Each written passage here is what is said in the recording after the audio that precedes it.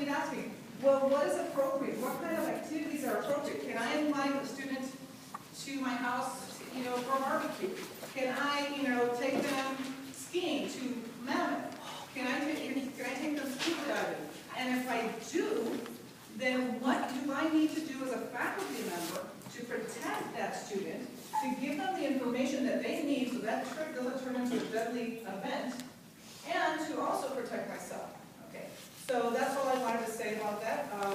And I gave the president a list of questions yesterday, and coming from that perspective, how can we prevent something like this from happening again? He is referring the questions to legal counsel. He did not feel comfortable answering them. But I told them, we need guidelines. We need to clarify what the guidelines are. What is appropriate? What is not appropriate? And if we do go to a student somewhere, how can we protect them and ourselves and the college? So that's all I want to say. Okay.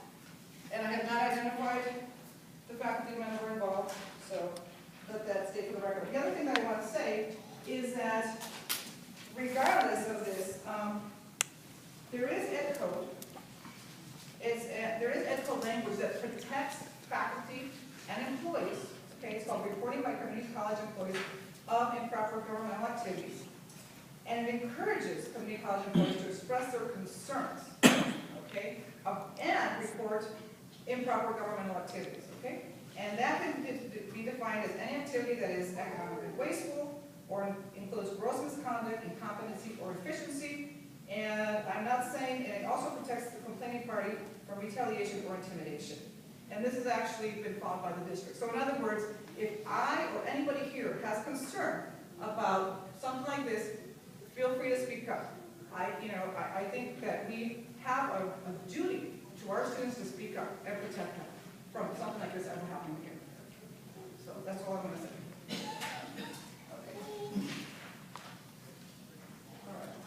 Okay, finally, I do want to respond formally to the Senate recall effort.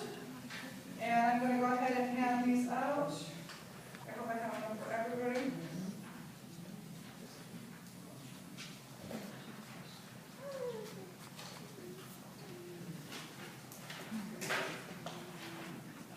So last meeting, some of you were here.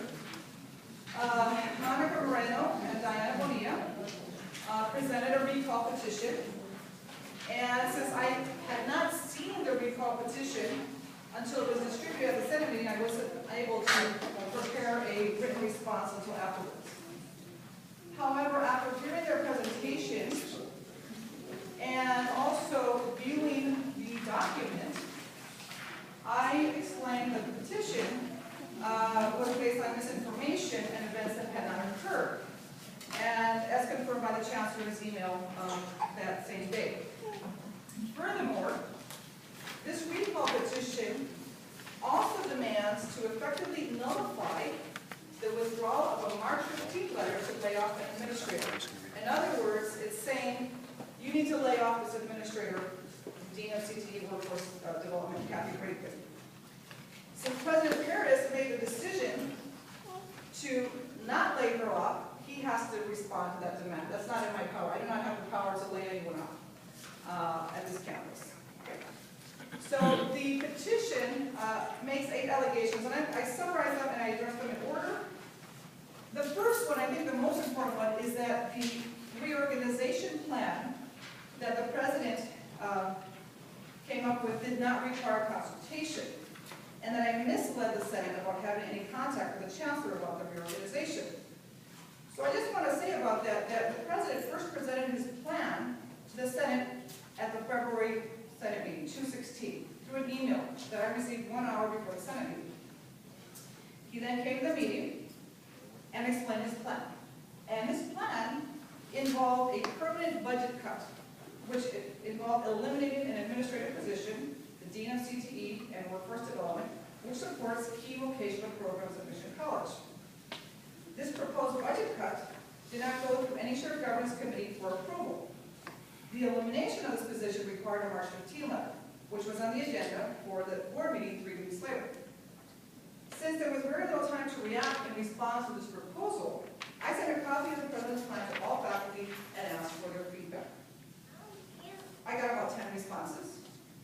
and 80% of those were against eliminating the position.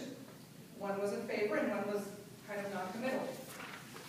Furthermore, several faculty indicated that if we were going to cut an administrative position, faculty should be consulted on which position would have the least impact on the academic programs and result in most budget savings. In fact, they said, you know what, there's a dean that makes a lot more money than this dean. I'm not going to name who it is. Okay, why don't we look at that one? There's a dean that was hired more recently. There's a dean that, job description, is not essential to our mission. So I had that sort of, feedback as well. I want to say that a budget cut of this nature is a matter of consultation under Title V, Section 53-200, our shared governance agreement, the budget committee charter, and accreditation standards. Okay, and I put the language in here. All right, so basically, the Academic Senate is an organization. One of our functions is to make recommendations for institutional planning and budget development under Title V. We also have a shared governance agreement. It says the same thing, and also that the Senate should be consulted regarding the filling of administrative positions. We have a budgeting planning committee that says that its role is to establish criteria for the allocation and or reduction of expenditures and or budgets. And the accrediting standard says this: the institution defines and follows its guidelines and processes for financial planning and budget development, with all constituencies having an opportunity to participate in the development of institutional plans and budgets. Okay, so this is critical for people to understand. Now, today it might be the dean of CTE. Tomorrow might be the dean of student services. It might be your position or your position. The key thing here is that there has to be process. Faculty cannot be written out of this process, okay? And we have not only a duty, but a legal obligation to uphold process. Now, if you want to set a president that is going to roll over and let the president do whatever they want, then elect one, okay? But I promise you that I will not do that, and I will uphold my obligation as Senate President as long as I'm Senate President. Okay? Now, the second issue that I was not forthcoming about my communication with the chancellor, that is not true.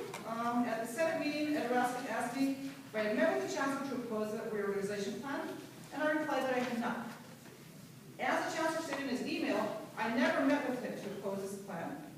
He contacted me after the board meeting, after the president pulled the letter, to discuss another matter that had come to his attention regarding Mission College. And during the course of our conversation, it was briefly mentioned in passing, and I didn't express my opinion about the plan in that conversation. Number 3, that I called a closed meeting with the executive board to draft a resolution without notifying faculty and did not inform the president. A resolution can be drafted by any senator without calling an open meeting. Okay.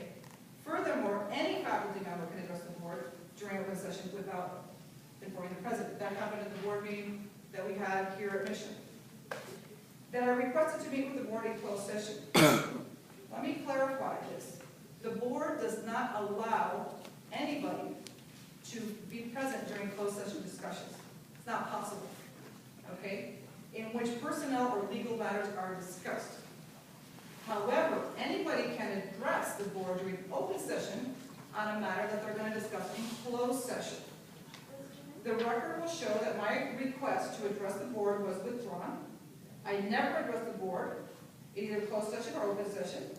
And later, I learned that the only person who addressed the board on this matter was a Teamsters representative, who argued that the proposal to eliminate a dean's position and assign her duties to a non-Teamsters member was a violation of written agreements between the district and the Teamsters. Okay. So I don't know if this had anything to do with the president's decision, but that's the only person who spoke. 5, that a resolution was discussed and formulated in secret, and that the resolution was voted down. Again, a resolution can be formulated by any senator without calling for an open meeting, and furthermore, it was not voted down, it was tabled, it was withdrawn, because, in part, it was moved. The letter had been withdrawn, and the resolution was asking for the president to reconsider. So it was really able to vote. That my actions undermine President Perez's ability to make and execute decisions in the best interest of the faculty of the college.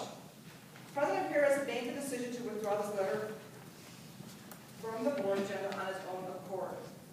He is responsible and accountable for his own actions. I do not wish to speculate on his motives for withdrawing the agenda item. I have asked him to communicate the reasons for his decision to faculty, but he has yet to do so. In fact, he was here at the last Senate meeting, and he said nothing. So, I can't force him to say or explain why he did it. The chancellor did state in his email that the president's decision was made solely by him, and that he made that decision because the savings that were expected to accrue could not be realized. So, again, I have to take what the chancellor says at face value. I don't know if that is the entire reason or not, but that's what the chancellor said. And the president really hasn't said anything to this date.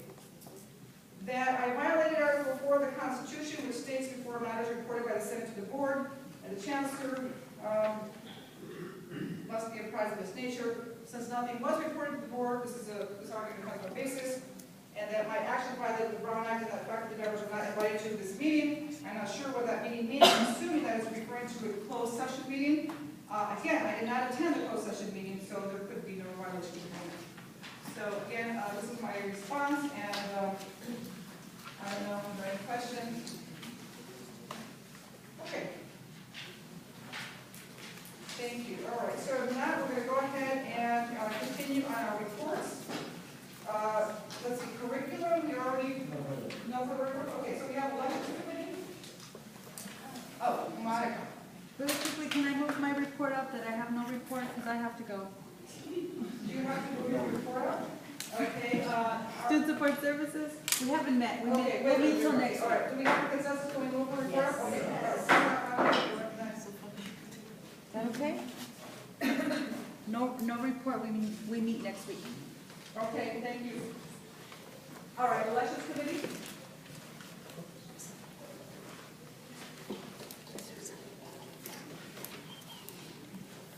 All right, thanks. All right, the election committee is here to do a brief report on the recall